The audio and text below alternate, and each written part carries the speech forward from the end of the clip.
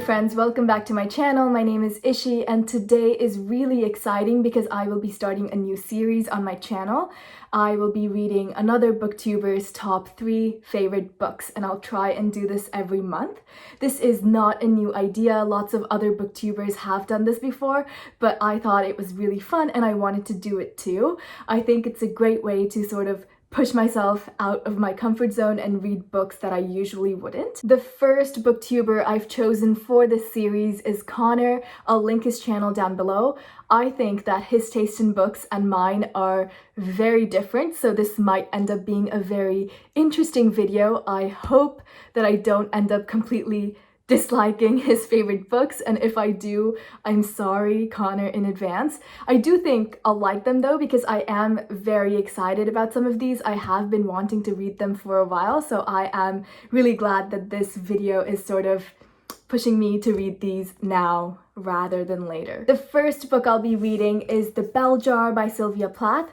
I have read some things from Sylvia Plath before and I really like them, so I am really looking forward to reading this one. I hope I like it. The next book I'll read is Giovanni's Room by James Baldwin. I am also really excited about this one. And lastly, I will be reading Rebecca. Not gonna lie, it does intimidate me a little though, because it's a classic and it's sort of long and the text in here is so small. But I am still very excited, and for some reason I think that the fall season is the perfect season to read this in. I'm really excited about all of these.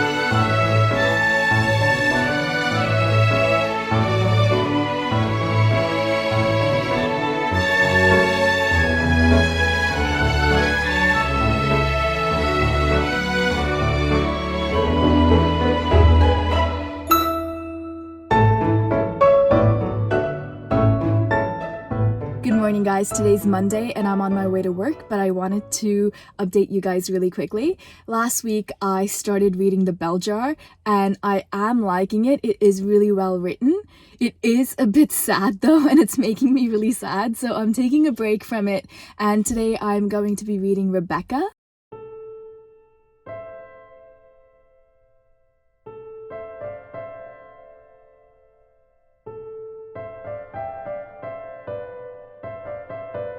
Hey friends, so another update from my car. Today is Tuesday and yesterday I started reading Rebecca. I am really liking it. I find the writing to be very beautiful and just so good. The only thing is that it's taking me a while to kind of make my way through it because there is a lot and it takes a while to kind of really focus and understand it. It's not the type of book that I can speed through, at least for me. So after reading a bit of that, I put it aside and picked up The Bell Jar again. I am about almost 100 pages in and I am liking The Bell Jar. It is a bit sad, honestly, but I do like it. And the thing is, it's not even sad because of like the contents of it, at least not where I'm in the book right now. It's just sad knowing the author's backstory and kind of reading this from a first-person point of view. It's just kind of sad. But the bell jar, I find it almost the opposite of Rebecca because I find it easier to speed through that book. It reads a bit easily, and the writing is kind of, there are a few similes and metaphors and stuff like that in there, but the writing is pretty straightforward and easy to understand. Whereas Rebecca, I really have to kind of focus to get the full experience. But I really am liking both books. I'm hoping to finish Bell Jar today, so we'll see how that goes. It's Tuesday night and I am halfway through the Bell Jar. I'm hoping to finish the rest of this today. I was expecting this book to be super serious and sad, but there are quite a lot of funny things in here. For example, there's this one scene where our main character was thinking about a chemistry class, or was it physics? And let me just pull it up here, but it was so funny. So she's basically talking about how she enjoys biology and science and leaves and all these things. And then she says some other things. And then she says, then he started talking about let A equal acceleration and let T equal time. And suddenly he was scribbling letters and numbers and equal signs all over the blackboard and my mind went dead. I honestly laughed so hard because I also really loved biology. And then I took physics and I was like, you know what? Like, maybe science is not for me. So that's quite funny. Where I am in the book currently, I wouldn't really say she has any like friends or best friends, but there are two other girls that show up pretty often. One is Betsy and the other is Doreen. And Betsy is like this cute, innocent country girl type of person, and Doreen is kind of like wild, like she goes out and parties and does all these things. And I really want to like Doreen because good for her, she's putting herself out there, being independent and just living it up, but I just do not like Doreen at all. She is such a terrible influence on our main character and I just do not like her. Every time she shows up, I just know something bad is about to happen and I just cannot like her at all. Also, I don't think I ever explained what this book is about, but our main character is basically Esther and she moved to New York for some kind of higher education. I think she's taking some classes and also kind of interning at this like editing, like fiction editing, something to do with editing, like in a magazine or something like that. So she's in New York with a bunch of other girls who are doing the same things as her and they're all living together in this hotel. And where I am in the book right now, she is kind of done with her education and she is moving back home with her mom. So right now she's just gotten off the train and gotten home. So we'll see what happens to her once she gets there. Overall, I do really like the book. I think right now I would place it at a 4 stars maybe.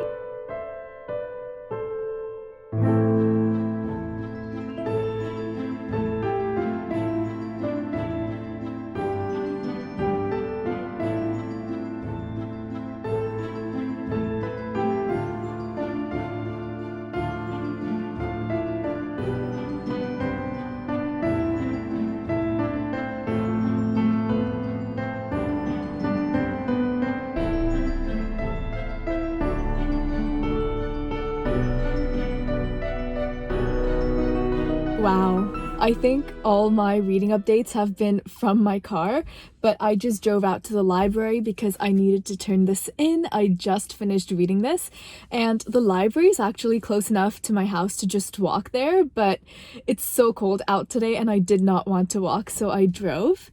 Anyway, I finished reading this like 5 minutes ago and I thought I'd update you. I haven't really had time to put my thoughts together. So I really like this book actually. I'm really surprised because I was not expecting to like it that much. So this book is basically about our main character Esther's descent into insanity, and we basically are reading from her point of view. So all her thoughts and actions seem pretty rational to us as the reader because we're reading it in first person. But if you really think about it objectively and put yourself in the shoes of everyone else who's around her, you have to think twice and you're like, wait a minute, but why did she say that? Or why did she think that? There's this one scene in this book where this woman walks by her and Esther is like, you know, I don't know who that woman is, but I know that my life is ruined because of her. And she's so passionately talking crap about this woman that she doesn't even know, and she's basically making things up. The writing style is also very interesting because at times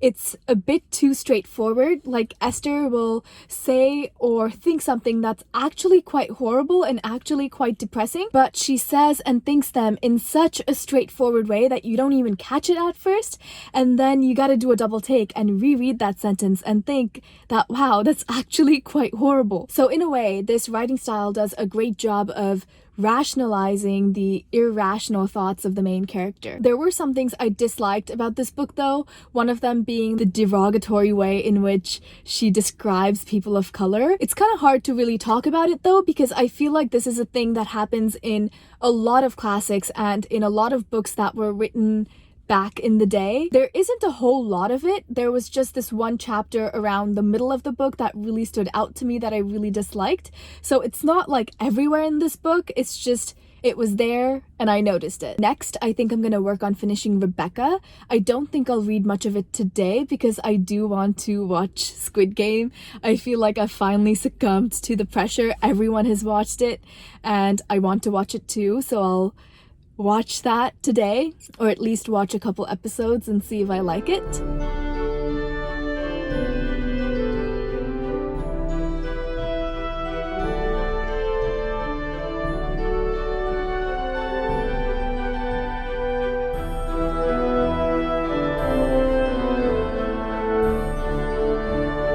Hey friends, thought I'd stick to the theme and do another update from my car.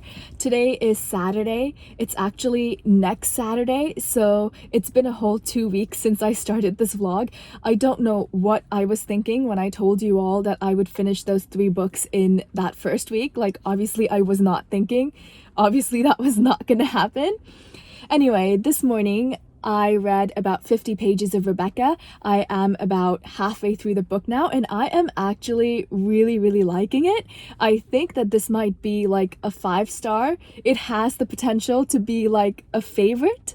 So we'll see. I am really liking it and I hope I continue to like it till the very end. Anyway, I didn't know much about the book before I started reading it, but I think I know enough now to explain what it's about. Our main character is in her early 20s and she falls in love with this man named Max. They hang out for a couple weeks and then they decide to get married. It's all this very rushed affair. Max used to be married to this woman named Rebecca who died in the previous year, so Max is still not over it. He's very sad and upset. And after our main character and Max get married, they go back to his home. Everything in that house is a reminder of Rebecca. All the people who work there compare our main character to Rebecca, and everyone who meets her compares her to Rebecca.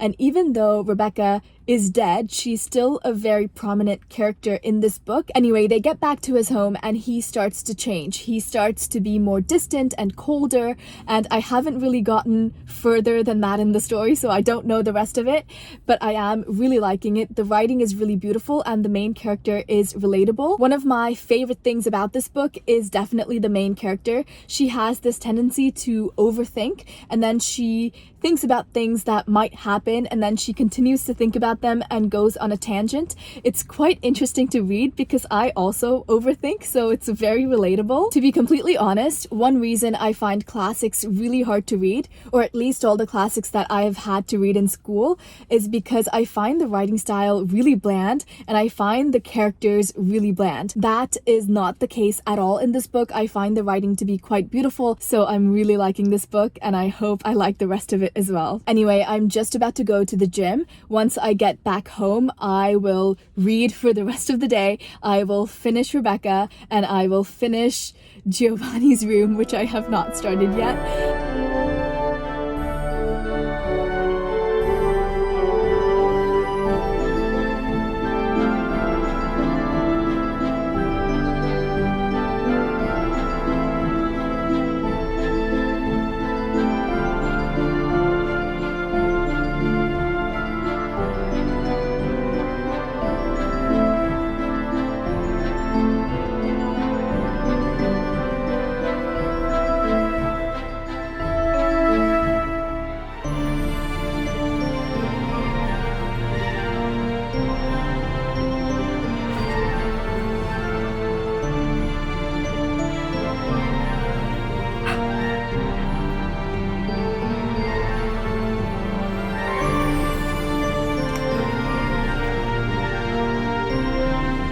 I'm actually speechless. I think I actually might be crying a little bit, but I was not expecting that at all.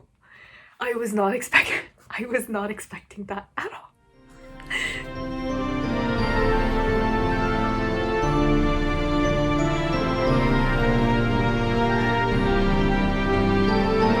Okay, so I have about 100-ish pages left, and I will finish this in the next hour or so. Stay tuned.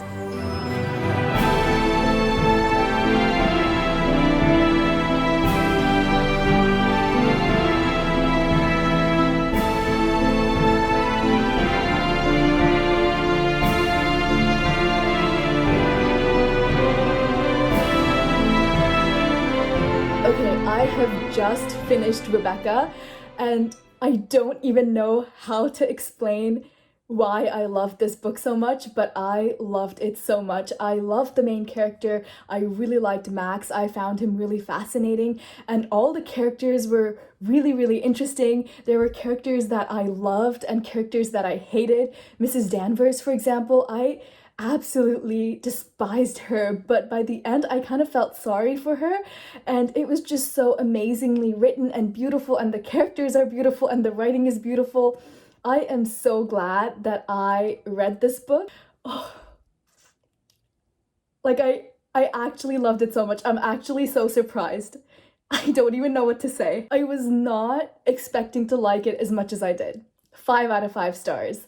Anyway, it's about 6 p.m. right now, and I am about to walk to the library, turn this in because it's a couple days overdue, and I am about to start on Giovanni's room. So it's about 170 pages, which I think I can finish in a couple hours. So hopefully I'll be done reading this by like 9, maybe, and then I can edit this video and then post it tomorrow. Anyway, so that's my plan for the rest of the night. Oh, and also the dog in this book is called Jasper, and my dog's name is also Jasper, so that was like another fun thing.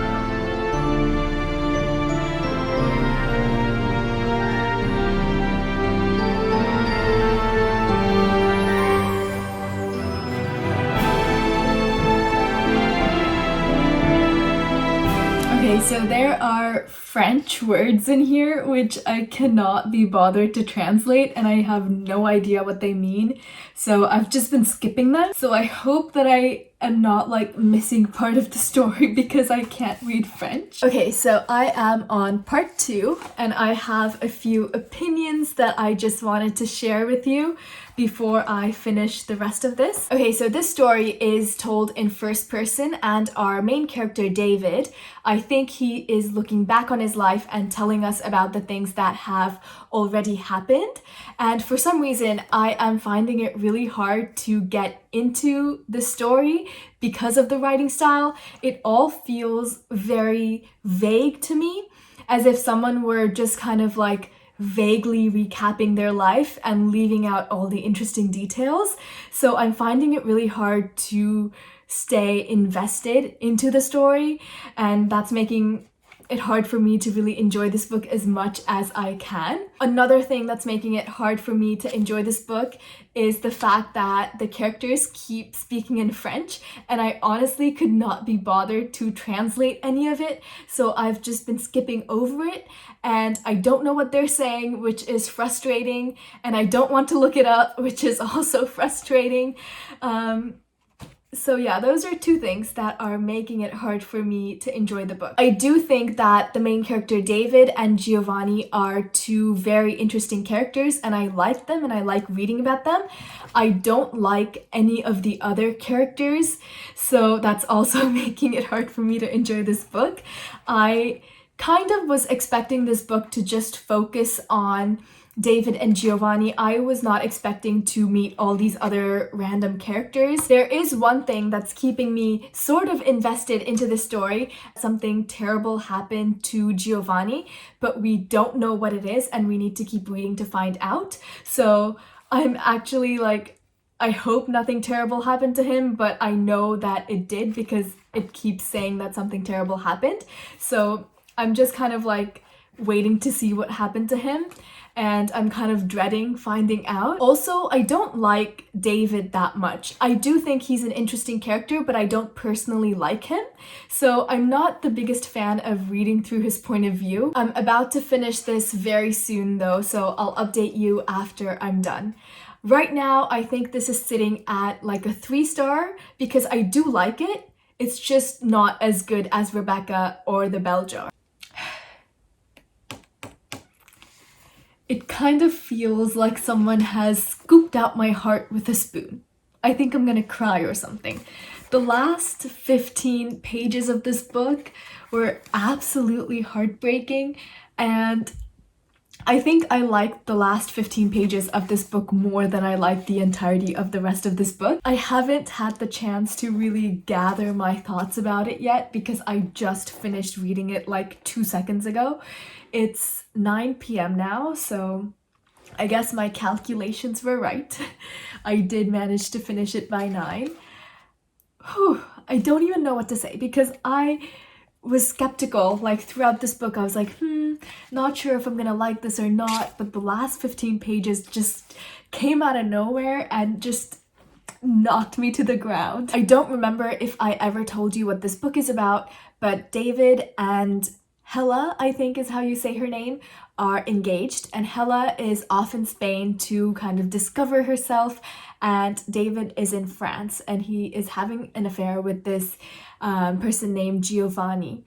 And both David and Giovanni are like broke and they don't have jobs and they're just kind of miserable. And then eventually Hella comes back and it's this whole drama, and the ending of this book is, I don't know how I feel about it. It makes sense. It's obviously very sad, but it makes sense.